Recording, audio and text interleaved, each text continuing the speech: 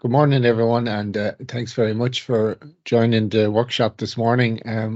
I introduce myself. My name is Mark Kelly. I'm the head of ATU Galway Mayo Centre for Sustainability and a senior lecturer in the ATU Galway Mayo Department of Building and Civil Engineering. And my colleague here, John, will be facilitating the workshop. John, do you want to introduce yourself as well? My name is John Scahill, and I'm also a lecturer in the Department of Buildings.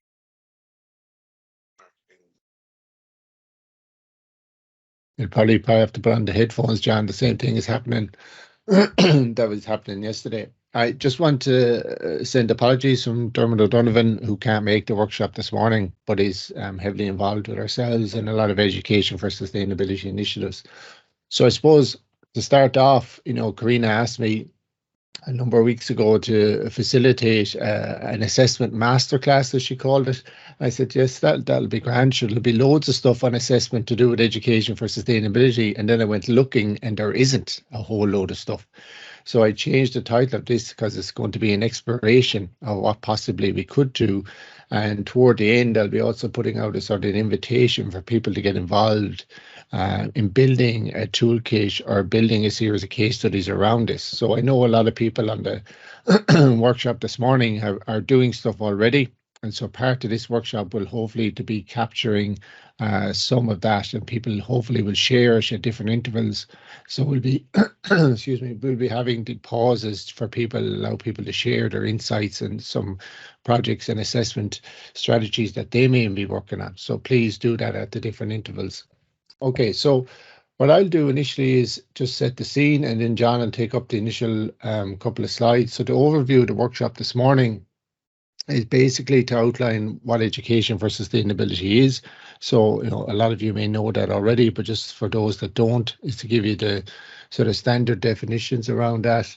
Why is it important? And there's a whole host of drivers, both policy, legislation, but also sort of higher education strategy that we'll have a look at. And then the main part and most of the workshop is to look at exploring different opportunities around assessment related to sustainability, the Sustainable Development Goals, and also circular economy and anything to do with sustainability, because it's quite a broad church. So what I'll do is I'll hand over to John to go through the initial first slides with you. Thank you, Mark. So I think but go on to the first slide. So yes, so education for sustainability or education for sustainable development or sustainable development education is a very broad term. It encompasses a lot of ideas.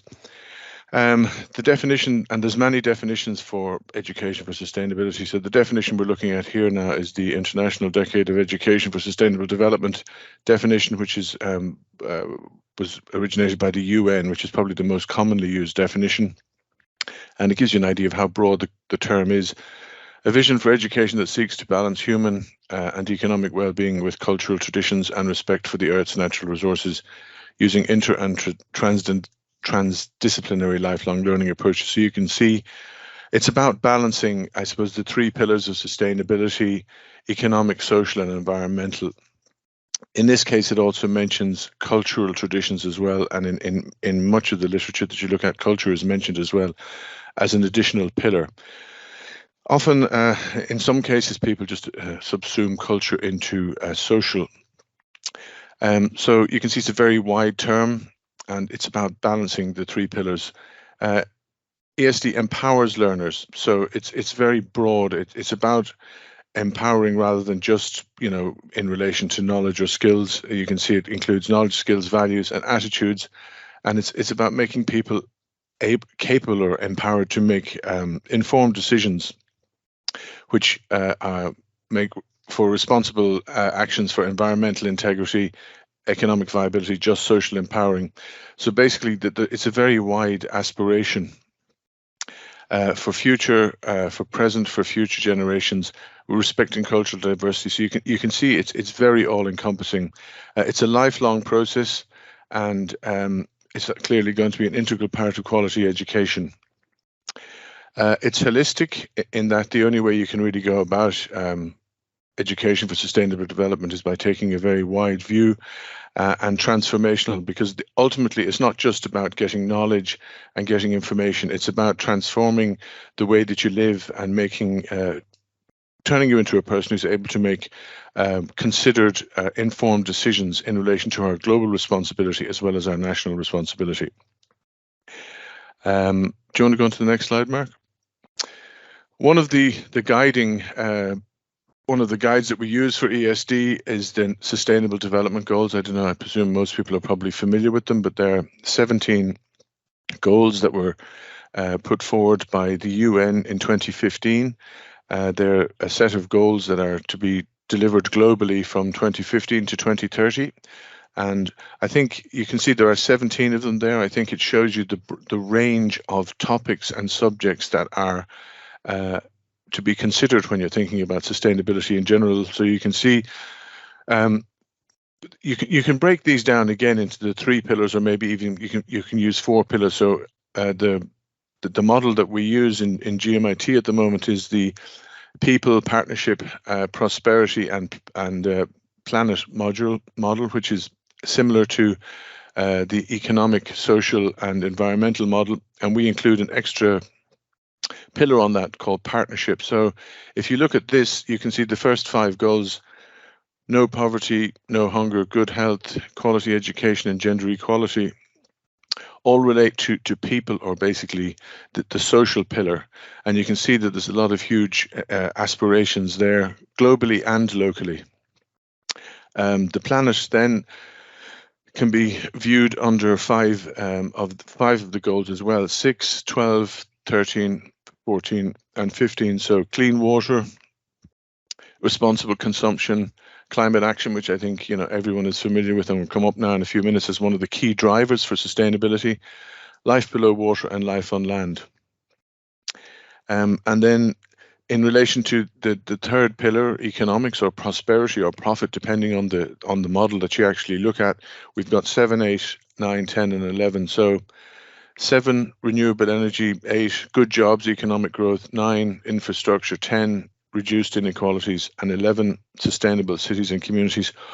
All of those goals underpin economics and prosperity and are key if we want to go to a sustainable and just future for all.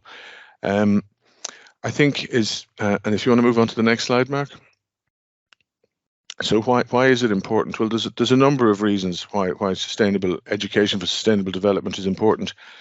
I think broadly speaking, I think we're probably all aware of the climate change issues that we have and the impending climate disaster that we have. So I think many of the goals of ESD sort of address that. But there's also, that aside, there is the higher order aspirations of, creating a world that is actually equal, just, and a peaceful world going forward. So all of those combine.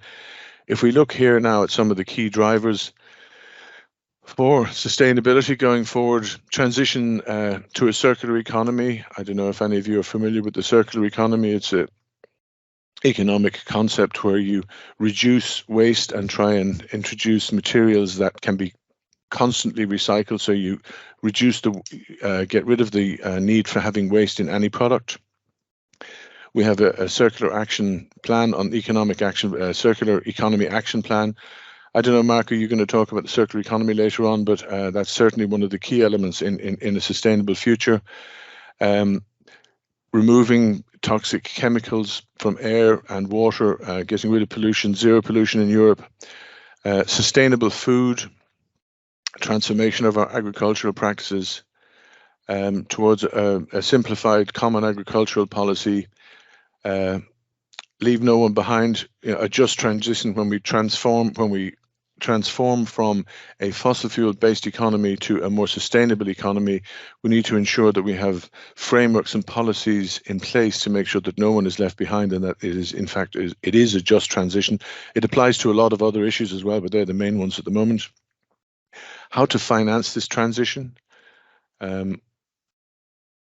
I don't know, did you flip that chart there? Sorry, yeah. How to finance the transition.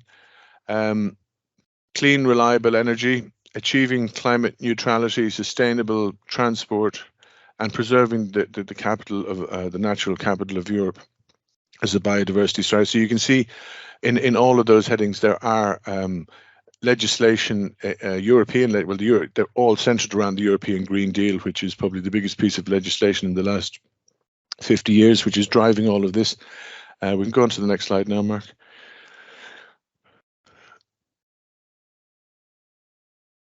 So basically, increasingly asking if people learn is truly relevant to their lives, if what they learn helps to ensure the survival of our planet. So education for sustainable development is about providing awareness, knowledge, and empowering people to be able to make decisions going forward.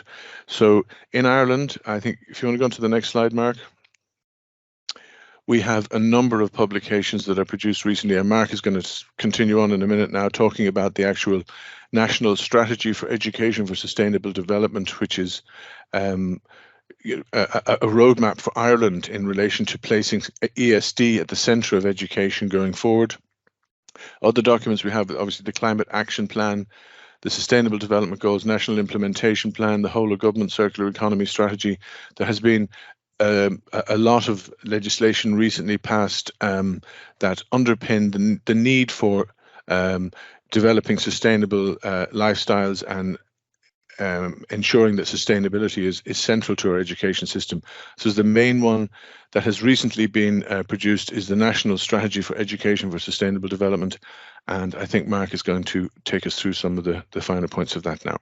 Yeah, thanks, John. So I suppose what you can see there is that when you look at the Green Deal and all the other policy documents, there isn't any discipline or any part of society that they don't touch in some way. And I suppose to keep that in the back of your mind when you're thinking about how this might apply to your discipline.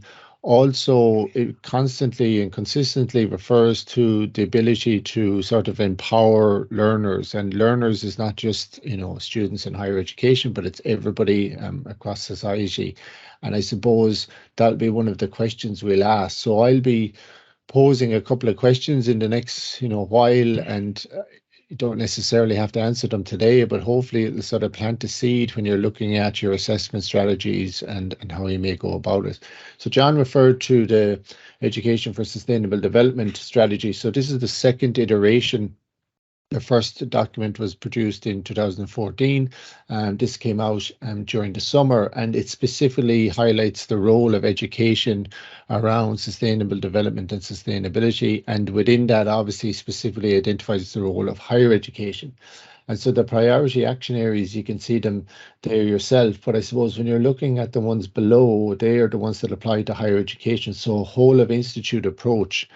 So a whole of institute approach is utilizing everything to do with the university. So it looks at the curriculum, but it also looks at campus management and operations. It looks at research and collaborative research. It looks at community engagement, both internal communities and external communities. And it looks at the culture and the governance of a university, and how can all of those be utilized to sort of have a holistic approach to sustainability. It encourages collaboration and interdisciplinarity and transdisciplinarity, and it looks to sort of promote campus-wide sustainability literacy, and we'll talk a little bit about that in the next while. And also puts a priority around place-based or project-based or outdoor learning, which is an interesting approach and follows on from Scotland.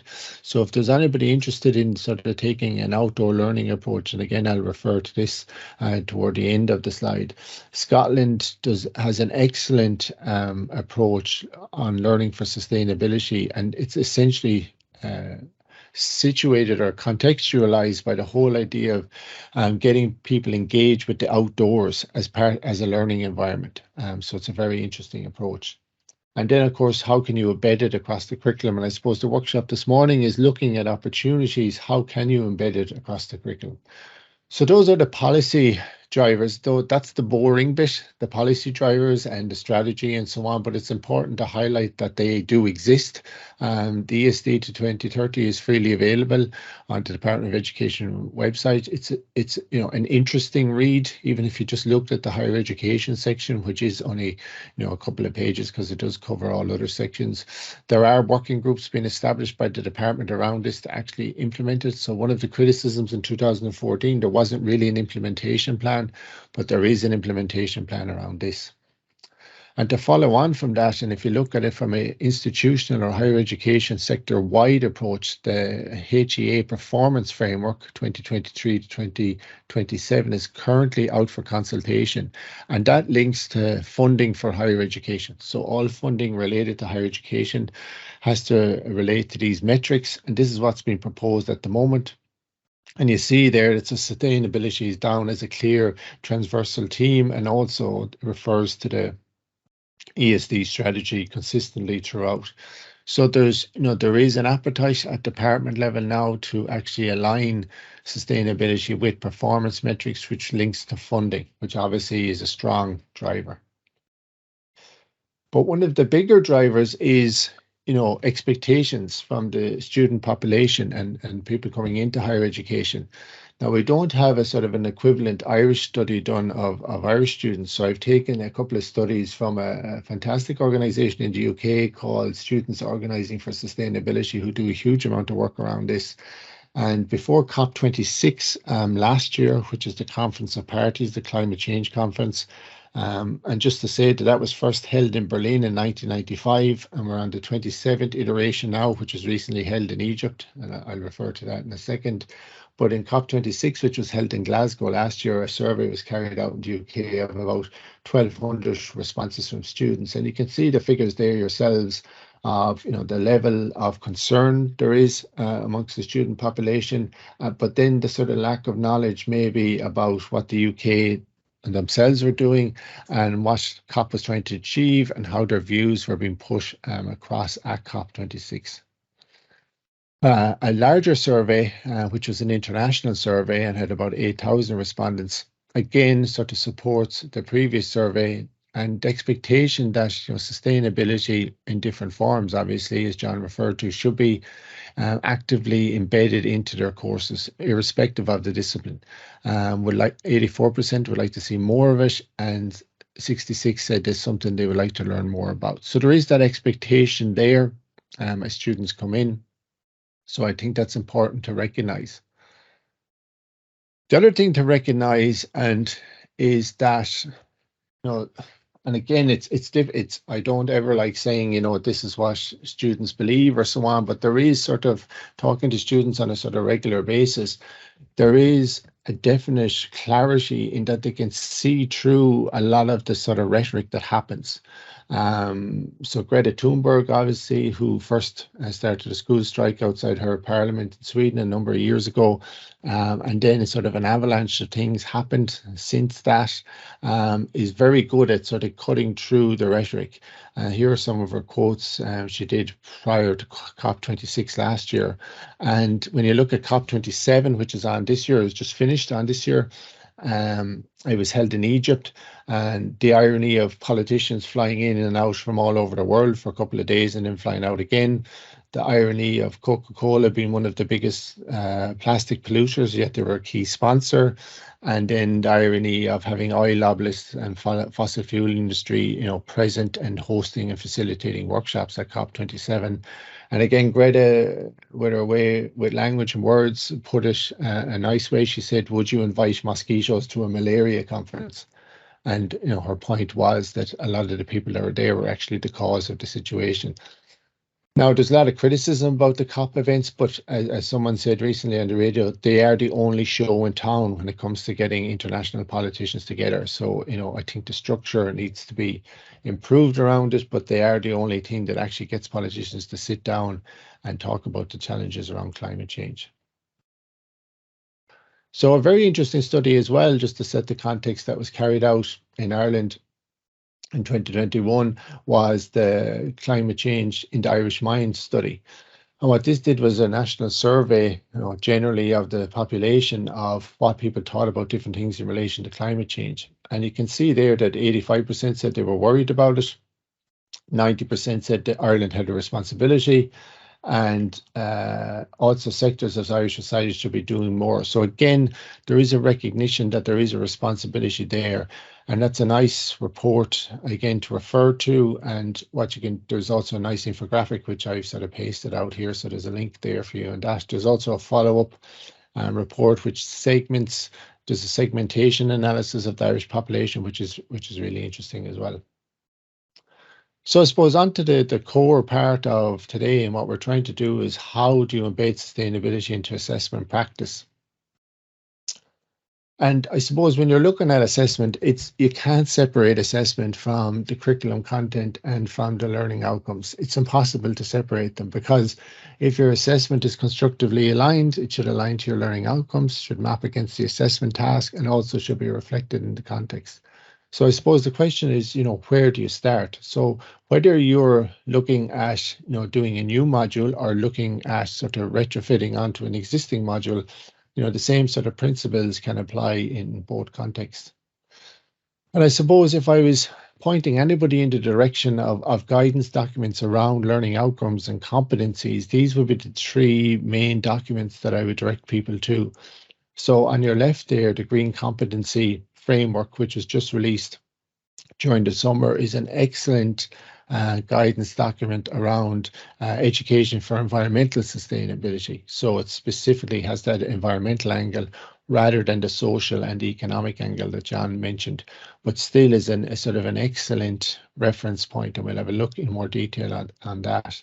Also, Advanced HE back in 2021 developed an Education for Sustainable Development guidance. Again, an excellent reference guidance. Just generally, if you had one document in your hand, I think that would be the one to have. And it actually has a list and examples of learning outcomes, which I'll skip through in a second. And also, looking at the Sustainable Development Goals, there is also a set of learning objectives around those as well. And what you'll see is that there is overlap and complementarity between the three, but they are good starting points and good reference documents, and not too large either. They're not big weighty documents or anything like that. So to quickly run through some of the examples in each, just to frame it, because as I said, you really need to be thinking about learning outcomes and competencies when you're looking at your assessment strategy. So the whole idea of Green Common, there was a lot of research done in the background, is when they talk about competency, they're talking about knowledge, skills, and attitudes. And I suppose you could throw in behaviors into that. So it's not just a knowledge activity. It's looking at, are people the ability to do something? Does it change people's attitudes or informs people's attitudes? So it doesn't necessarily have to change them, but may inform them, and does get people to think and act with empathy, responsibility, compassion, and care for the planet. And here are some of the examples of the four main areas they identify from a competency point of view. So they have 4 areas, and then they have 3 competencies per area, so 12 competencies, and they have a descriptor on each. And I'll refer you to a resource and toward the end today that will, which is based around this entity. Then the Advanced HE has a series of competencies laid out, and also has sort of descriptors, so you can nearly embed these. If you wanted to embed these in your learning outcomes or adapt your learning outcomes, and you're unsure of the language to use, you have a series of examples here linking to these competencies. And it doesn't mean that you have to cover every single one of them, but that you can sort of maybe merge 1 or 2 together, or definitely, most people will have critical thinking somewhere within their mix of learning outcomes. So is there something around this? And again, it keeps it quite general, so it allows it to be embedded and specific into your discipline.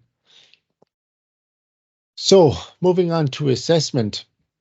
And we'll give you an opportunity to make a comment and ask some questions in a couple of minutes, but just to sort of lay the groundwork at the moment. The National Forum, so you're probably all aware of, if you've done previous masterclasses around assessment, that the National Forum has done a huge amount of work on assessment, and it's been one of the main pillars, the National Forum for the Enhancement of Teaching and Learning in Higher Education. And they produced this nice diagram that tries to make sense of assessment in the broadest sense. And I suppose I'm going to use this framework. There are issues around it, and I'm going to sort of pose some questions around it. But it's nice to put it within a framework when you're trying to think of things. Otherwise, it can be quite random. But the idea of an assessment of, for, and as learning within so much of a formative context does provide a good baseline to work from. So with assessment of learning, that's usually termed summative, and that's the one we'd be sort of the most familiar with when it's a graded activity based or it takes place after an element of work. Whereas, sorry, skip past there. So, and usually is a high stakes, whereas assessment as learning and assessment for learning, feedback is core and central to be part of that. It doesn't necessarily have to be a high stakes element. So we'll work our way through some of these examples in a second. Then the next question is to ask yourself is it authentic? And again, this was a piece of work that the National Forum did as well around authentic assessment. And there can be a bit of difficulty around understanding what authentic is, and it means different things to different people, to different disciplines. And what is authentic to a student may not be authentic to a staff member, and so on. So there are sort of complexities around it. But essentially, the main themes are, is it challenging? Is there an output? Is there feedback? Can you include collaboration where at all possible? And does the student have an input or choice in any way within it? So that's interesting as well. And it can be based on the degree to which it involves performing a task which might be set in real life. So it might mimic real life. So it might mimic the industry the student may be going into, but it also might mimic situations in society that the student is currently facing or may face in the future. So not to be afraid to take, really difficult challenges that exist in society and maybe bring them back in to the curriculum and to, present it to the students. Because there's often not a clear-cut answer when you're looking at sustainability. There can be one action can lead to a whole host of unintended consequences. And I suppose it can be complex, and in the literature it calls it wicked, but not to be afraid of that. That's a learning process in itself. So it's not really that the assessment produces the right or wrong answer. In a lot of cases, it's the process that the assessment has allowed the student to go through, and also the learning experience that has sort of occurred as part of the assessment strategy. So interestingly, with Advanced HE, we're developing the guidance that I referred to previously. They actually took the National Forum structure and framework and sort of adapted it for sustainability. And so what you can see there is the same pillars, assessment of learning, as learning, and for learning. And it gives a couple of examples as you work around through the different things. So if you're looking at assessment of learning, which is the easiest, so take modules that still have exams and so on. Do you have any element in your curriculum content that refers to the United Nations Sustainable Development Goals? If you do, is there an exam question you can formulate around that, or a project you can formulate around that? So that is a very simple metric. But then there's a lot of other ones that we'll have a look at in the next couple of slides that try and look at empowering students and also using feedback constructively where possible. So before we start looking at the breakdowns and then getting some sort of feedback from yourselves, it's always interesting to sort of step back a little bit, because you can get sort of immersed in teaching and learning land and immersed in these frameworks. And essentially the core question is, when you think about the student experience, and often, you really need to ask students or ask graduates, what do they remember most about their time in college from an educational point of view? Because obviously there's a lot of things going on in college when they're in their college life. So what you're trying to do, if you're looking at sort of transformation, you're trying to create learning experiences for the students that they will remember, and that will sort of inform their future decisions, as John has said, and maybe also inform, their career trajectory, but also their impact on society and their local communities. So that's very ambitious and it's very lofty, but there might be opportunities to do that. So, students, often when I ask students what do they remember, they remember something maybe that was particularly challenging, especially if they're working on it as a group.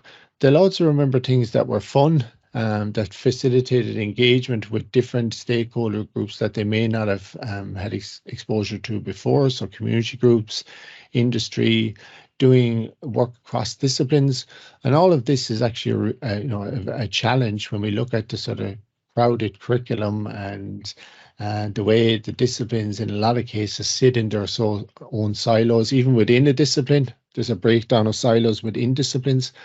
So these are all difficulties. So what we're trying to think about is how do we create opportunities or spaces for students to engage in this type of learning. So student competitions, hackathons, and so on. So we'll give you a couple of examples of those. So we do have some insight, in the national surveys, but they focus primarily on employability and demographics. They don't really dig any deeper into the learning experience as such, but they do, pull out some interesting results that can sort of be utilized. So I said I just sort of refer to them without digging in any deeper. Okay, so to start off, the first one is, assessment of learning, and this is the summative one that I referred to. And you can see, I won't read out the points there, but some questions that I would pose, it defines it as communicating students' performance to key stakeholders. So who are the key stakeholders? That's, a question. And, traditionally the key stakeholders are us, it's the lecturers who are correcting it. And I know a lot of disciplines actually get industry engaged, especially in presentations and competitions and so on. And so that changes the dynamic a lot in that the stakeholder group is widened. So if your stakeholder groups were communities in industry, how would that change the dynamic of the assessment? And, a key point that's there in bullet point 3, if it's not assessed, it doesn't matter. And, I've thought a lot about around this. It doesn't matter which way you go about it. That is a core sort of principle, because we have crowded curriculums, we have over assessment if you look at it across all the programs. So you have this sort of paradox, must be graded to be important to this hyper strategic student. So this perception that students are hyper strategic. Well, everybody's strategic. People will do what's prioritized. So if something is assessed, it obviously has a priority. And then when you look at assessment as learning and assessment for learning, which we'll talk about in a couple of minutes, they're all often identified as ungraded or low risk. And the question is, why? Why are they?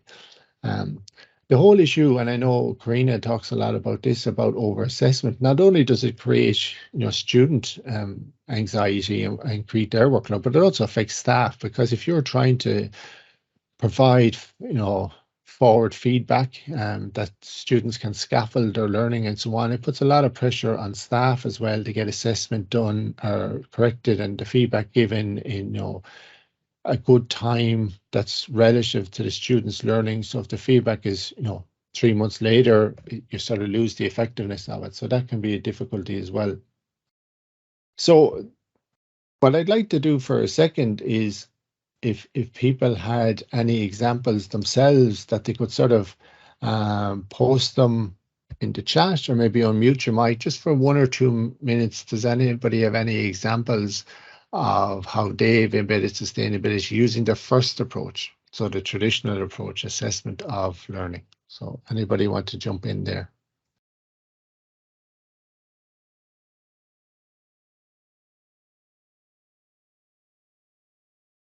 Don't be shy. Yeah, there's so many names up. Who has their hand up there? I can't see all the. Ellen, do you want to jump in?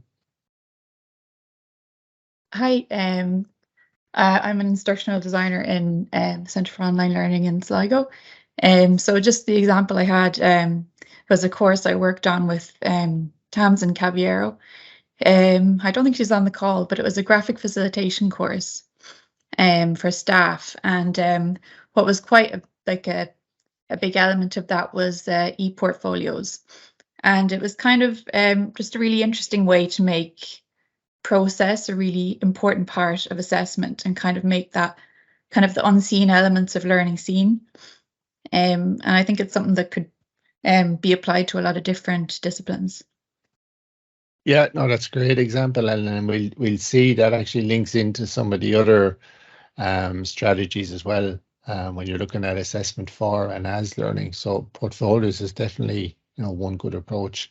James, do you want to jump in? Yeah, one example I use with our fourth year agriculture and environmental management students in a module called Biodiversity and Conservation is a real life scenario. So they're going to be out in the workforce in 6 months' time, but I give them the scenario that they're working in the Department of Agriculture as an assistant inspector, and they've just got a new job and they're charged with designing agri-environmental schemes, and linked to life on land, sustainable development goals and just transition, and there's a cross-cutting across a number of sustainable development goals. But I give them the scenario that there's field trips listed to it, so they go out and visit some of the programs that are actually implementing these schemes, and they have to write up a memo for their boss at the end of it. So it's a real life scenario, and I change it each year with updated information about what exactly the assistant inspectors are doing within the Department of Agriculture, for example. So it seems to then they're marked on just an assessment rubric for the memo, and it's very different than what they've done in other reports up until that, because I go through the process of how to write a memo correctly, and particularly that they have to get the key messages across in the first paragraph in about 5 lines, because their boss is too busy to read it after that. So there's an awful lot going on in the assignment, but it does really sort of make them think about the wider sustainability issues and how they would combat it in a real life situation. Yeah, no, it sounds great. And the whole one of the biggest challenges around climate action and sustainability is communication. Exactly, yeah.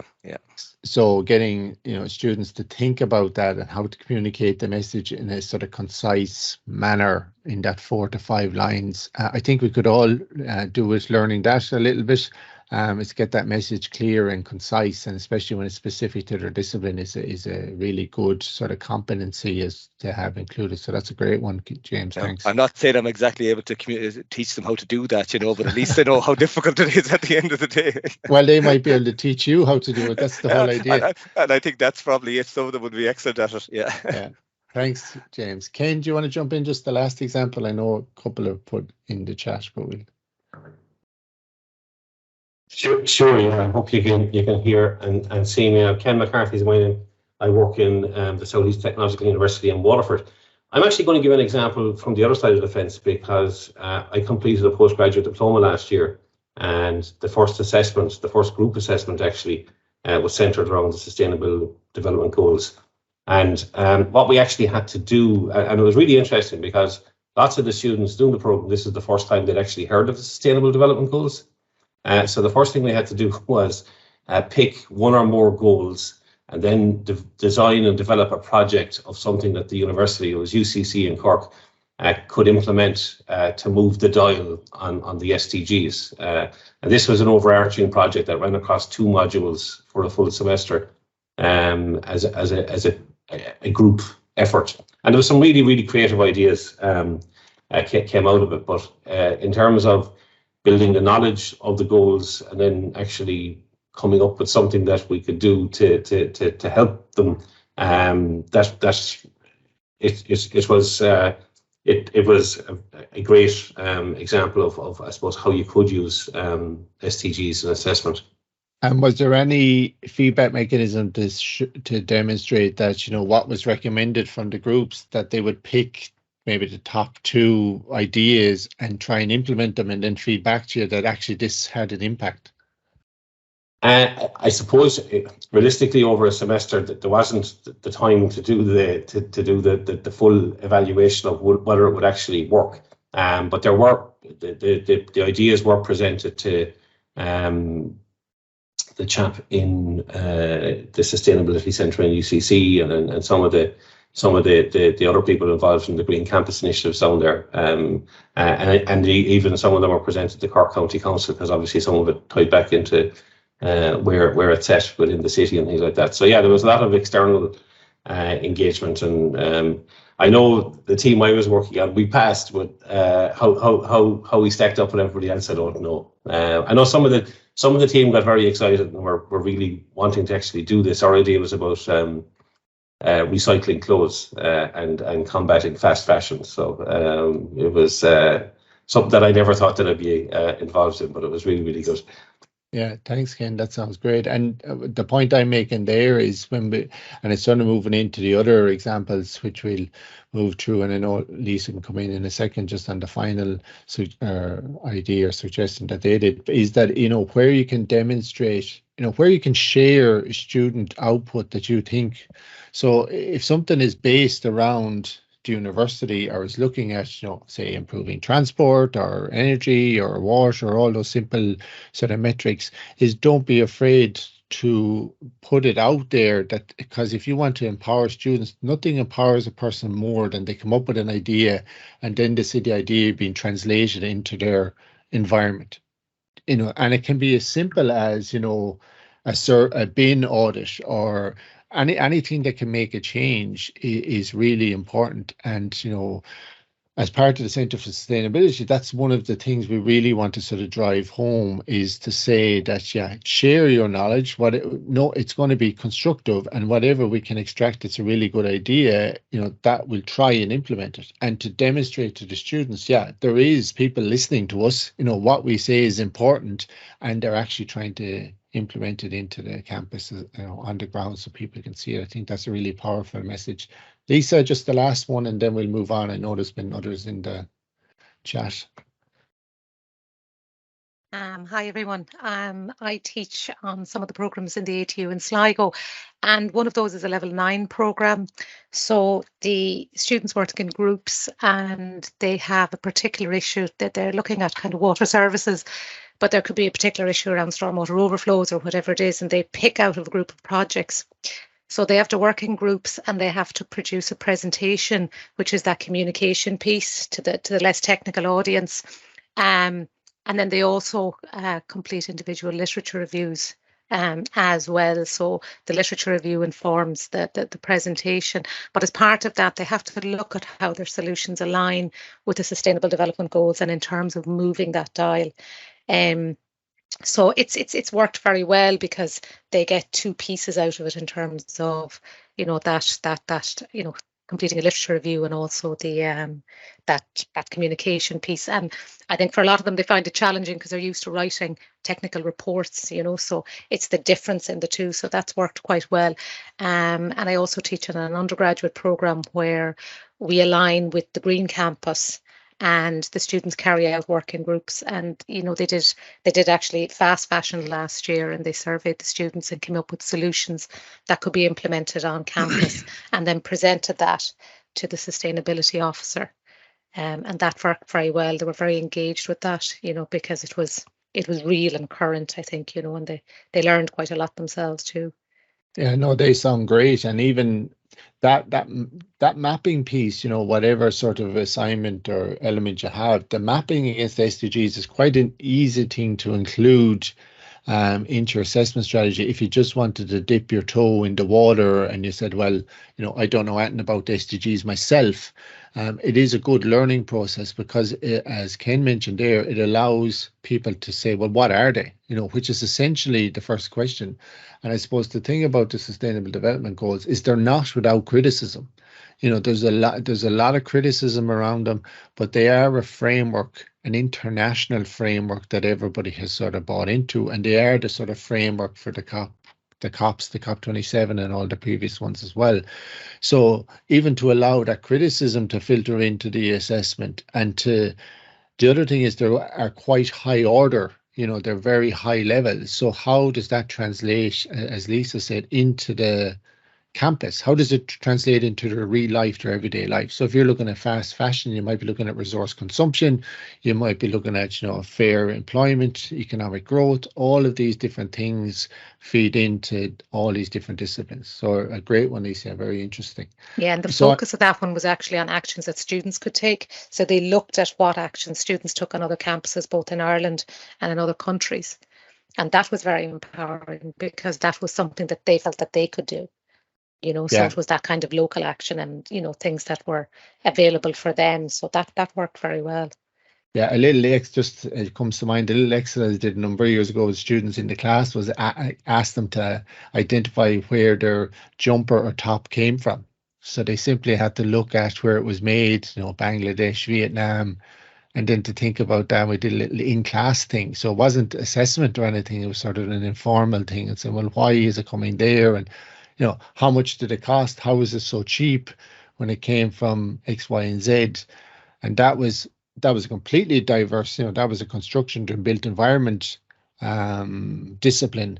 But what it was leading into was looking at supply chains and where materials were coming from. So to situate it within their own context and what they were wearing in a 10-minute little in-class exercise stimulated the thinking about that as well. Thanks, Lisa. That was great. So what I will do is we might move on, and I know there's some examples we'll get to there in the chat as well. But we'll move through, and I think what we'll do is we'll sort of move through these, because what you can see is there's a lot of overlap, whether it's assessment for learning or assessment as learning or assessment of learning.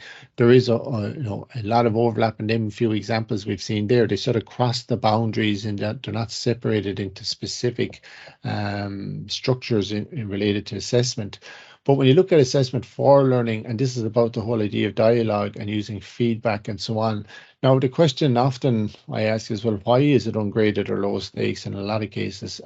Because I know when I'd be designing these things and I would sort of frame them as assessment for learning, they're not necessarily low stakes, but the aim is that that's feedback in this case feeds forward, that it scaffolds the learning. So one assessment builds on another assessment as you move through a module and also as you move through a program.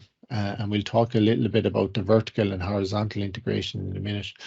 But John mentioned in the beginning, you know, about lifelong learning and the idea of a learning pathway within higher education and beyond. So, okay, the students come in and they may do their, you know, degree, and they may do a postgraduate and so on, but like that is only, you know, 4 to maybe 7 years. It depends if they do a PhD of their life. There's a whole host of their life, you know, following that, where they're in society, where they're in employment, and the linkages and trying to capture the graduates, I suppose, and attract them back into higher education or provide opportunities for education which are not necessarily structured or assessed is important as well. So that students can identify the learning opportunities, that's really important, and to sort of highlight those as part of our job as well. But there is sort of an assessment paradox as well. When you're looking at, you know, balancing feedback or around feedback, it can be quite challenging. And you can see the sort of findings there. You know, if it's positive, it can be motivating, but if it's negative, it can be demotivating. But of course, then you have to balance that with quality and standards. You know, that's really important as well. And also, James mentioned the whole idea of real life scenarios. So, you know, college should be, the learning experience in college or in university should be a relatively safe space to experiment and explore and test ideas in a real world context before actually stepping out into the real world, in inverted commas. Now, I know most students are embedded within the real world already. You know, everyone's in the real world, but I mean, from an employment point of view, a lot of students are working and so on. So sometimes, you know, bringing in what they're actually doing from a working point of view already, irrespective of where they're working, and bringing that back in to their discipline is important as well. But that transition from moving from theory to practice is always really, really important. So real life scenarios, engagement with communities, engagement with industry, which takes, so there is a resource load behind that, but any opportunities we can present is really important there. So what I might do is, I'm just conscious of time, we might skip through this because we'll have an opportunity to come back to it again and move on to assessment as learning. And I suppose this is the biggest challenge, is like, how do you empower students? And, you know, again, the question is, you know, it says that it's ungraded, and you'd ask yourself why. But the example I gave a couple of minutes ago, to give students that confidence in their judgments, to sort of validate what their opinions and to identify that what they have to say is really important, and to be open to disagreement and open to argument and open to debate as well, because people have different perspectives on different things. Also to put it in a local context and also to put it into an international context. And fast fashion, it would be, you know, a very good example of that. Looking at it locally and then looking at it internationally. So how does it impact on your local communities? And John mentioned the just transition. How does it affect employment? How does it affect economic growth? How does it have an environmental impact, and so on? So all of these provide good opportunities. The idea that students can sort of self and peer review is sort of embedded throughout all the assessment strategies. But what you're looking at is that sort of holistic approach around competency, where you're not just testing their knowledge, but also their values and behaviors and so on. And again, there is a tendency to have a bias towards a sort of a value or a behavior, but you know, again, that is informed by people's background, informed by people's context. So again, you have to have a very open mind, informed by people's culture, to try and understand different approaches to sustainability, and not just to say, well, this is the right way to do it. What you're saying is the wrong way. Okay, so in a lot of cases, there is no right and wrong, just different approaches to it, and you have to be able to sort of embrace those as well. So we'll skip through that because we'll have a chance. So when we look at the framework, obviously here's a couple of examples, and you see a portfolios listed there, but also a whole host of different things. And I'll talk about a couple of these towards the end as opportunities that you can look at. We mentioned presentations, case studies, and so on. So there are a lot of different approaches that we can take. So interestingly, then, when you're looking at it from a program-wide approach, is the vertical and horizontal integration where at all possible. So, you know, your vertical integration is if you have assessment, sustainability assessment, or assessment for education for sustainability embedded throughout the years. Is it scaffold? Does it build on one? So, for example, if you had some sort of assessment in year 1, can you build on that in year 2? Can you build on that in year 3 and in year 4 and refer back to it? So in year 1, we looked at this, the main findings were this, and in year 2 now we're going to look at this. So that sort of has that vertical integration, so students can see that it's a consistent thematic throughout the program. The horizontal integration then is there an opportunity to look across modules or across disciplines even? So across the first year, is there an opportunity for modules to sort of not repeat the same thing, but sort of complement each other, say in first year and second year and third year? And then are there opportunities to have interdisciplinary sort of approaches where you bring in different disciplines? So you may have, you know, design and arts students working with engineering students. You may have science students working with outdoor education students. You know, and how does that dynamic happen? And you know, the challenge is to create the space for that, as I said earlier. But that is, you know, that is a unique learning experience. So I'll give an example within my own department of building and civil. Like, we have different disciplines within the department, and it's quite difficult to open up an opportunity for the architectural technologists to work with the quantity surveyors, to work with the construction managers, to work with the civil engineers. Yet when they graduate and go into industry and they're at a site meeting or they're working on a construction project, they're interacting with all of those different disciplines. So, you know, we find it challenging to do it while they're in university, but then when they step out, they're thrown into that situation. So it's important from a learning perspective and a preparation perspective that they actually are able to engage at a university level. So just a little example, and Strathclyde in Scotland has a sort of an excellent project called Vertically Integrated Projects for Sustainable Development, and it's the first of its kind. You can see the link there on the right-hand side. And it's an innovative approach, and it's looked at research-based education for sustainable development. But what it does is it allows the students an opportunity to gain academic credits by working in partnerships across disciplines. Sorry, I'm jumping around. Working in partnership across disciplines. So it's a nice reference point if you want to have a look at that link. So I just did a very short example here. So for example, if you're in year 1 and you have students coming in as part of your induction, and we're looking at developing a sort of climate action and sustainability survey for students and staff to sort of mimic what the SOS UK have done with their surveys. You know, that the students will complete that survey, and that will look at their knowledge, attitudes, behaviours, and so on. The Sully test tool, which I'll refer to in a while, is a sustainable literacy tool, but you could implement that and utilize that in year 1, where the students would take the test and then carry out a critical reflection. That could be an assessment element. In year 2, the Sully test also has a facility where actually students can create questions. So rather than students answering questions, you're flipping it over, and so students can sort of create questions that will feed into the Sully test tool as well, and that's called looping. So that is moving up another level for the student. That could be done in year 2, and then in year 3 you might have work placement, or you might have community engagement. You might look at SDGs, as was mentioned in an example previously, and then in the final year there might be a direction they can take or look towards their final year projects or dissertations, and that gives that sort of vertical integration. The horizontal integration, as I said, is if you can complement that. So rather than in year 1, rather than the student taking the Sully test across 3 or 4 different modules, so repeating the test, what you could do is do the Sully test exercise in one module, and maybe the results and reflection of that could lead into an assessment piece in 1 or 2 of the other modules. Okay, so what I want to do now is, this is why I was sort of skipping through the opportunities for making some comments there, is to sort of send you into breakout sessions to have a look at the whole assessment idea. Now I've sort of framed it, and we will have maybe about 15 minutes for this exercise. How assessment and any type of assessment can be used for vertical integration, so to move through the years, but also how it can be assessed across horizontally.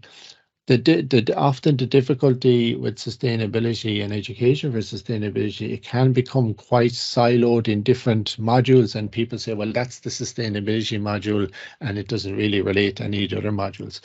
And while it's good to have a dedicated aspect anywhere in a program where you can see, where the student can see that it's consistent across different modules, sort of identifies that it is a priority. So I think there's 5 rooms I've set up. So what I'm going to do is I'm going to send you to the 5 rooms. I also have a series of Padlet links here. So what I'll do is I'll jump into the group, share your Padlet link in the group. So for the Padlet, for people that are familiar with it, they can just post on the Padlet themselves, or if people are not familiar, you can decide this in your group yourselves. Maybe we can identify one person in each group that can sort of do the posting on Padlet, and the rest of you can just sort of feed into that. Now I know 15 minutes isn't a huge amount of time, but if we can just collect some examples, and what we'll do then is we'll share the Padlet boards, all of them with the group, with the slides afterwards, because it might stimulate some ideas. So is everybody happy enough with that? Well, I see, can I get these rooms up? So it's just coming up to 10 o'clock now. So what I'll do is I'll send you to the rooms, and I'll put in the Padlet links, and then I'll pull you back after about 15 minutes just to have some resources. Okay. So I used the shock and awe, no warning, just bring you all back in the middle of a conversation. Mid-sentence. Mid-sentence, yeah. Very disconcerting. Mark, Teams gave us a 10-second warning, so. Oh, does it? Over? It is, yeah. So you'll have to disable that. God, Teams is very intuitive. Anyways, so look at some great. Just for everyone, there's some great examples in the chat as well that people have posted. They were just getting an opportunity to talk about, and looking at the posts on Padlet while you're doing them there is an appetite for consistency. And there is an appetite for taking approach where it embeds into existing structures. And I suppose the good news around that is something we are actively looking at. So, the idea of having, student inductions, having part of student inductions, and also have consistency. And I think Nuala mentioned about having it as a core principle of the programmatic review. Like last year, prior to the ATU merger, like GMIT had sustainability as a core principle in the programmatic review process, in combination with employability and assessment. So myself, Karina, John and Bridie held a series of workshops for GMIT staff around how you could embed it in it. So that's transferable, that model, and I'm sure Karina would be open to sort of sharing that model across with anybody who would like to have a look at it to sort of adapt it and maybe change it for their own program review process. But it definitely is something that if it's embedded within the quality assurance procedures and processes, obviously everybody has to look at it. And also in sort of complementing that, Cameron Brennan, one of the registrars, actually had a sustainability / SDG section put into the module manager as well. So if you're developing programs, there is a section there that you have to demonstrate how it aligns with the sustainability agenda and also the SDGs. So that was a very good initiative as well to build it into the structures.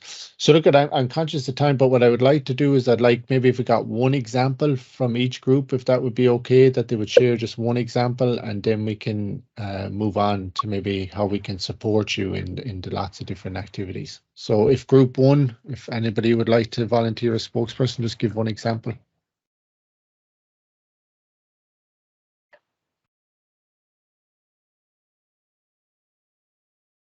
So let me check who's in.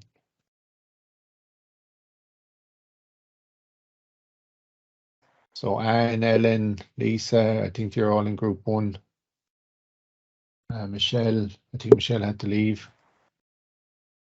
Oh, anyone? Karina was also in group one. I don't know if she was actually in it. But Anne, Ellen, or Lisa, do you want to share any example you had?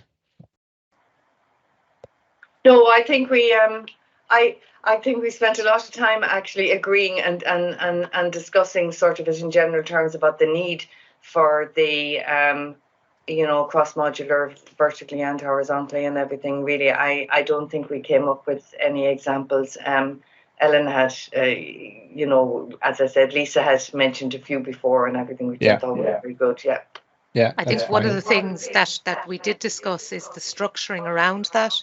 So how are we structured as organisations to deliver that if we're going to look across, multiple faculties, across different programmes to do that? And I suppose we made the point that it's probably going to be easier to embed, to actually work with an external stakeholder than it will be to actually work across another programme within the institutes, and I think that's quite telling of itself. It says an awful lot, and how, and Anne had mentioned the fact that, programmatic review is so time constrained that it can be difficult to start looking at sustainable development goals because there's such a workload of paperwork around programmatic review, and that really it's probably something programs would want to consider before programmatic review arrives. Yeah, no, very good points. Yeah. So room 2 or group 2, Emma, Neve, Anthony, Conan, and Mairead, anyone want to volunteer? It doesn't have to be an example, just what your thoughts were. Yeah, I don't mind, Mark. Similar to group 1, just kind of a general discussion around it. But we thought something that might be useful to bring that vertical piece in would be maybe professional ethical frameworks, with different disciplines, particularly for talking around things like attitudes of responsibility or making informed choices. So to bring the practice in line with the ideal standard, that kind of thing. So, and if you're, depending on your program, I guess how closely those bodies are aligned. So we have endorsement attached to some of ours, so it's quite close. So there's a forced, I suppose, analysis of that too. So that's embedded then nearly in every module in every year. So they can be helpful, if you want to frame it in that kind of way, particularly around thinking, behaviors, attitudes, reflection, all that kind of stuff. Yeah, no, very good. Yeah, interesting. Yeah. So room 3. Anybody want to share? I think it was Anton, Yanis, Nuala, Marella, and David. I'm not sure. Well, I don't mind if the group don't mind. I'll just say we had a wider discussion also, and there are opportunities, but it's difficult. But finding time to incorporate was one issue we spoke of. But I suppose it culminated at the end. We were discussing that sometimes the students are ahead of us in terms of their grasp and the urgency of it. So maybe an idea is to ask them when we're designing our program, how would they suggest we incorporate a sustainability assessment as we're designing our curriculum and our assessment? Maybe that was sort of an idea that came at the end, which might be a good one. Yeah, and that's a really, and I've done that myself previously, it is a really interesting approach because it allows the student to sort of take ownership of the assessment very early. So suggestions and topics that they're related in and actually get them. And if they don't have any topics, the next step might be to say, well, go away and explore topics around this that are related to your discipline. So they have to do that sort of investigative piece and then come back with ideas on projects. And, if they're complaining about the project 3 weeks later, you'll say, well, this is the project you selected. So there's a bit of sort of psychology around it as well. But I think that's a great example to build on what students are genuinely interested in. And, I hear it so many times in so many different things. What the student wants and what the student needs is X, Y, and Z. And my first question is always, well, you actually asked the students? And that is the key thing, essentially, and it flips the model a little bit. And sometimes it can be a really powerful mechanism to get students really fully engaged. So I think that's a great example. Room 4, we had Aurora, Ruth, James, and Derek. Anybody want to jump in? I don't mind. Derek Thornton here.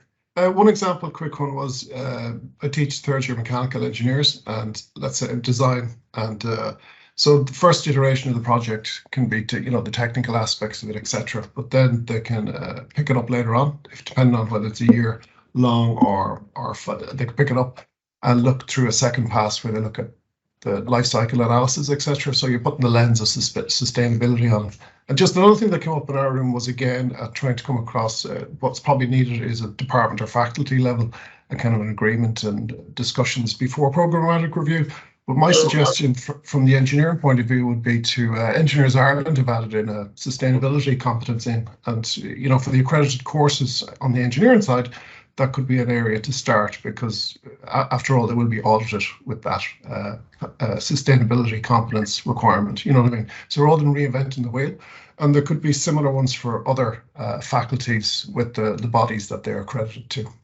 Yeah, thanks, Derek. Yeah, so professional standards are the professional bodies, and the accreditation is also a powerful mechanism, as Derek said. And Engineers Ireland, who I'd be very familiar with, has done a sort of holistic transformation really around their competencies related to sustainability and the SDGs. But there are, obviously others across the disciplines. So for people who maybe are not as engaged with the sustainability agenda, when they see it appearing in an accreditation document in a body, they don't really have any choice, if they're going to be looking at it. So that is happening across the sectors and across the professional bodies. So it's rare you'd find professional bodies that haven't. It's somewhere now at this stage, and I know a number of others are in the process of doing. So that's a really good example as well.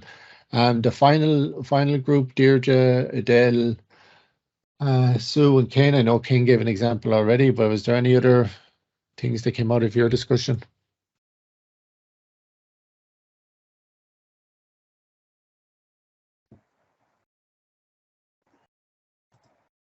No, hi everyone. Just, I suppose, in relation to programmatic review, and it is an awful busy time, but it's something we did on the Occupational Safety and Health programme a number of years back. We introduced an inquiry-based learning module into each semester. So we're able to build on student skills year to year, but we also have integrated much more on the environmental front into the programme. So by the time the students are in fourth year, they work with a company to develop an environmental health and safety management system for them. And it's a great opportunity for students as well to develop kind of, team working skills, communicating to a variety of audiences, etc., etc. So it's worked very well for our programme. It's a lot of work. It can be quite busy, but it's very rewarding. Yeah, no, that's a great example. Yeah, and it shows the sort of scaffolding. And you know, what's interesting to me actually there is, even though the workshop is, and Corinne will probably give out to me later on, even though the workshop is about assessment, everybody is sort of looking at it from a program review and a holistic way, which is fantastic. But what I would say is, because the program review process is slow, you know, it only happens once every 5 years.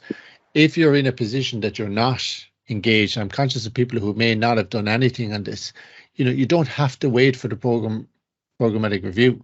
You can do simple sort of interventions and assessment pieces to build your own capacity. And the idea is that if you wanted to do that, and we'll go through it now in a couple of minutes, and I know we'll run slightly over time, but we want to share a series of resources with you and a series of initiatives that will support you along the journey. So we don't expect you to go off and do it yourself.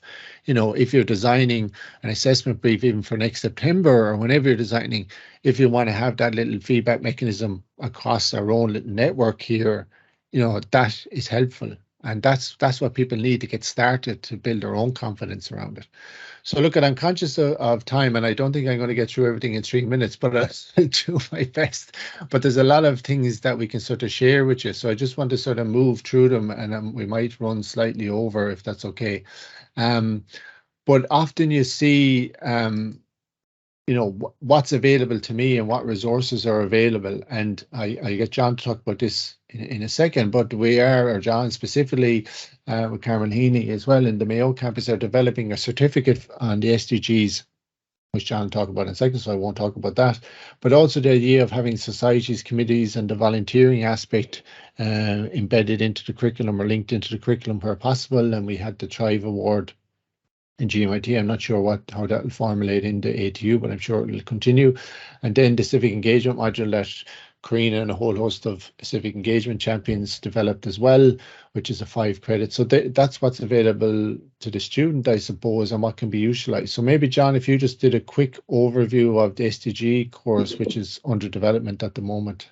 Yeah, yeah, we're doing a 20 credit special purpose award that's composed of 5 modules, and you can see that the titles of them there. One is Partnership, People, Planet and Prosperity. So we've basically broken down the SDGs into 4 themes.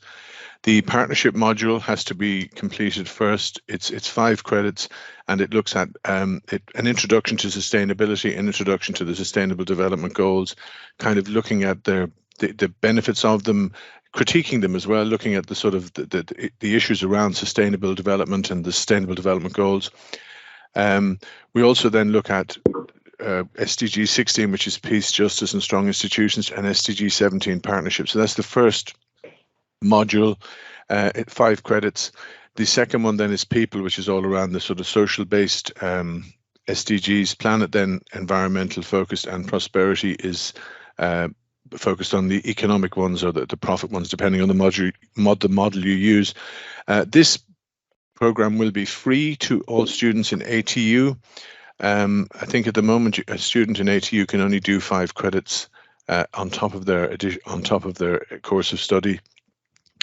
So they can do it. You can do all 4 modules to do the full certificate in the Partnership, People, Planet and Prosperity, or you can do, if maybe you're just interested in the planet goals or the people goals. So this will be there. It will also be a resource for lecturers if you want to dip in and out of it.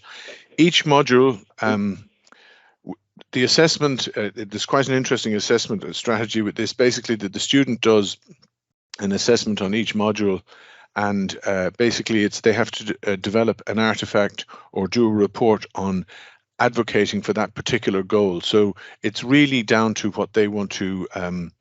They have a lot of scope in what they can produce for that assessment. The way each of the modules are done, just to give you an overview, is each module is first of all we look at an introduction to what is key issues about the goal. What are the targets?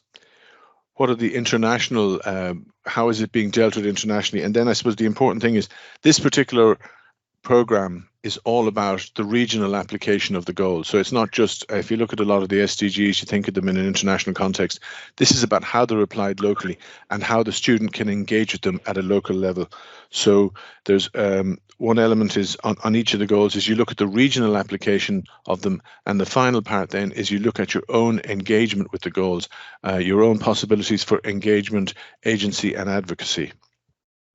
The partnership module will be available from January, and the rest of the modules will be available from September. I could probably talk about it a bit more, but I know there's a bit of pressure for time, but it's there. If anyone's interested in finding out more about it, you can send me an email. It's free to all students or lecturers, and I think we're going to be also offering it as a in the GSPD department as well to people from outside of the institute. Yeah, thanks, John. And I suppose it's seen as, you know, extra credits that the student can achieve over their time in university, but you know, it strikes me that there could be potential if somebody in a programmatic review said, well, there's a module that we could embed in a program over time for 5 credits as well. That could be something that could be explored as we move forward. So that's a great initiative, and well done to John and everyone for leading that. There's a couple of other things, I suppose, through the National Forum. There was recently, you know, SATL funding, and what we did in ATU around education for sustainability, or one of the initiatives was the idea of the Radical Sustainability Lab, and you may have seen this sent around on an email looking for participation. But again, it's linking into sort of learning experiences, but also assessments. So a couple of things that we're looking at is design sprints, so using different methodologies, design thinking for sustainability, outdoor journeys, which is linked into your outdoor education. And there's a couple of links there that you can have a look at as from examples of different ones. Dissertations for Good, which is an interesting one. You know, if you have a student who's undertaking a dissertation and in any sort of broad area around those pillars around sustainability, it's essentially a competition that they can enter in their dissertation, if you like, for an award. There'll be a monetary award. But what we've done is we've collaborated with the Development Studies Association, who have a working paper series. So if the student wanted to go a bit further and develop that dissertation into working paper series, there's also a monetary reward for that, but it also fits into the DSA's different groups, and one of their groups is climate action. So it gives that sort of profile to the student and the supervisor as well. A big one, and it's a thing we could spend a whole workshop on itself, is the living lab approach. So using your campus management operations. ATU has signed up, as many universities have signed up, to the Reduce Your Use, the SEAI and OPW campaigns. And really we want to set up a structure there where students and staff can utilize their sort of projects and assignments and assessments to support the work of the building and estates. So as mentioned earlier, life cycle assessment and a couple of other examples. You know, there's a lot of things that can be done there, but at the moment it's quite informal and unstructured and a bit ad hoc, and it's creating more work for a lot of people. So we're trying to explore avenues to create a structure around that. But again, you know, there are examples on the ATU campus of, you know, people getting students to do work around transport, doing projects around transport, and that will feed into the Green Campus program and also the Building and Estates Office. Then the Sustainability Playbook, which is the one I'm sort of really interested in, is we have a whole host of games available for people if they would like to take them and test them out with the students. And you can see links there to some of the games. And essentially, if you're interested in doing that, there are a really fun way to sort of facilitate a class with students, to create a lot of sort of critical thinking and creative thinking around different things. They're a stimulant, really, a learning resource or a stimulant if you just wanted to do things a little bit differently. So there are a couple of ongoing resources. Next semester, we're hoping if we can get funding, there are a number of different initiatives that we're interested in. The whole idea, and you saw futures thinking on some of the competencies, is to explore that. Challenge labs is an idea that comes from Sweden. A lot of universities in Sweden look at it. Peer parliaments was sort of an EU initiative where you would sort of establish climate assemblies or parliaments within student groups and run it that way. The idea of behaviour change and green nudges. Climate clubs, which I'll be talking to you again about in the new year, is coming out of a research funding that we just that's coming in, which will be activated in January. So I'll sort of talk more about that at a later time. And the idea of hackathons and so on, which don't necessarily have to be 1 or 2 days, they can be done within a short confined time frame as well. So just different approaches to teaching and learning. I suppose the other thing is, and again, if you're dipping your foot in the water, is to, experiment with things and leave room for experimentation and having a bit of fun around stuff. And I think that idea of students fully engaged in the development and the testing and the feedback of an assessment or a piece that you're doing is really important. So maybe you want to start with low stakes activities so that you don't have 60% of a module dedicated to something and you feel that it didn't really work that well. You start with low stakes if you haven't done anything and sort of build your way up on it. So I suppose the important thing is to flag, how we can help. So John mentioned the certificate there, so we have a flag there. I mentioned the Sully test tool, which some of you will be familiar with. But we have a license for that across the ATU, and it is a really good tool to use. There are resources. We have done workshops on it, and I'd be happy to share links with you on that. And we can also set up workshops if people wanted to, have their hand held, I suppose, initially on how to set up the quizzes and stuff. We can also organise that, say, in January, have a sort of engaged workshop around it. But it is a really useful tool. And TU Dublin, as an example, have done a whole host of work on this over the last 18 months. And it's not so much that it's a quiz and it's, what mark you get in the quiz. Again, it's a stimulant to think about your answers and to think about the questions. So a lot of it is linked to critical reflection pieces with the students, which is an interesting approach. Also, we have the Education for Sustainability module, which is part of the MA in Teaching and Learning. And that's a thing credit module. It's level 9. It's fully online. It's starting in February, not January. So we pushed it out a little bit. But myself, John, and Dermot facilitate that. And you can see the outline. There's 5 workshops. There's online learning. And we base it around the principles of curriculum, campus, collaborative research, community engagement, and culture.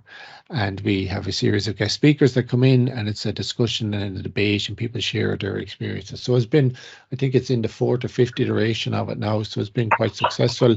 And a lot of people that have undertaken the module have then gone on to do really, really interesting things in their own modules. So, that's the measure, I suppose, of the module. The other piece of news is we've been developing a digital badge with the National Forum over the last 6 months in collaboration with TU Dublin, DCU, UCC. And that's going to be available from February as well, and it's essentially looking at, it's a 6-week course, and you can see the links there where you can undertake an introducing Education for Sustainability digital badge. It'll have weekly workshops in the first iteration of it every Wednesday 12 to 2, and then it'll have peer triads and resources there, but a lot of it is based around the green competency framework that I mentioned earlier on. And then if you want to become a facilitator, so a lot of you have done the UDL digital badge and became facilitators, so you have the same option to do that here. And the idea is if you add on the 2 weeks for the facilitator course, you can then roll out this course in your own institutions or even your own programs or so on. Now, what we're going to do is, develop a network around that to sort of have a mentorship model that UDL sort of did as well, and so that we'll keep connected with everyone. But that's on its way. It's nearly fully developed, and that'll be available from February. So again, we'll be sending out. If you click on the links, it's available now to register your interest, but we'll be sending out a reminder, in January as well of these opportunities. And also some things in ATU that we're looking at, and it's sort of inspired by the Teaching and Learning Office really, and especially around the technology, Ask Me Anything clinics, the idea of having sustainability clinics where you can book, 15 or 20 minutes with someone in this, that's, that can be in a sort of network around sustainability to just, this is what I'm thinking of doing. What do you think, to get that little bit of feedback and encouragement? And we're looking to establish that. We're also looking to have a sort of sustainability hub. Now, the challenge, of course, with the 3 institutes joining as universities, there's so much going on everywhere, that's a piece of work that will probably take, 12 months, even longer, to sort of map everything. But what we're going to try and do is set up a sort of framework around that where people can just feed in the resources. And I think that would be a really useful resource for everybody. And out of that as well, and sort of coming out of the digital badge and the education for sustainability module, is to set up a peer network, you know, of colleagues that you can share things and sort of have regular, you know, bi-monthly virtual coffee meetups or whatever you want to call them. I know the Department of Education are looking at this to support the whole ESD strategy, so it's something that may come from them, but if it doesn't come in the short term, we'll set it up ourselves to have that, again, support for colleagues and just to share experiences and get to know each other, I suppose, as well, which is an important part. So some useful resources, and you'll see these when Emma and Karina share the slides, is there's lots of different links there, and there's some excellent, really excellent links put up in the chat as well that you might extract out, and also on the Padlet, which we'll share, that people shared. So thanks very much for sharing those. Some fantastic resources there that I wasn't aware of, so it's great for me to see them as well, so I can use them. And just to finish off, you know, when we look at the ATU, I said, but I know there's others from other universities and they can put their own figures on this. You know, you're looking at, you know, potentially 21,000, you know, students in the ATU. That's a huge number when you think about it. And when you're thinking about their impact on society and employment and everything after they leave university, you know, it's a considerable amount. They're a renewable resource. They've been replenished every 3 to 4 years. So you're looking at a significant sort of impact on society. And then if you look at your approximately your 5 graduates every year, but then not to forget the staff, like there's, you know, nearly 2,500 staff across the ATU. So again, that's a lot of people. You know, if you can influence in a positive way, in a constructive way, that amount of people, you know, should have a significant impact, as I said. And I suppose from our perspective, is what we're always trying to think of, and the list of initiatives there that I sort of flew through is, you know, to create, as I've said a couple of times, you know, learning experiences that are memorable, but actually that serves society, and really to look at the university as a values-based university. And obviously the economic is a part of that, but traditionally the focus has been prioritized around economics, and what we really want to move is towards a community engaged, value-based university, if at all possible, and sustainability can sort of help us along that journey, I think. So any questions, you can either email me at the normal email address, or we do have a centre dedicated email address as well that you can just pop me a line on anything about what we talked about today. It was you know, a very quick run through. There's probably a whole host of things we could focus in on as examples, and maybe there's an opportunity to do that in the second semester. But I just want to thank everybody very much for their attention and for sharing their sort of experiences, and I hope you found some of it useful at least. Thanks very much, and thanks to John as well. Mark, thanks a million. Sorry, I missed the very beginning, but I just want to say thanks a million, John and Mark. That was fantastic. Such an amazing tour of all those resources, and I can see a whole suite of offerings from this. So, and I know Ken McCarthy is on the call, I think, as well. So, and Nuala Harding, I think, as well, who's involved with NTutor. So I'm sure we'll be looking for guidance from you in relation to the Education for Sustainability suite of offerings for staff over the next couple of years. So thanks, Mark and John, again. Fantastic. And I don't think, is there anybody else? Thanks a million, Emma, for organising this today. So this forms part of our Reimagining Assessment project. And I know Niamh and Deirdre are on the call, or they may be gone, but big thanks from them also for doing this for us, Mark. So thank you, and John. Okay, thanks, folks. Thank you. Thanks a lot. Cheers.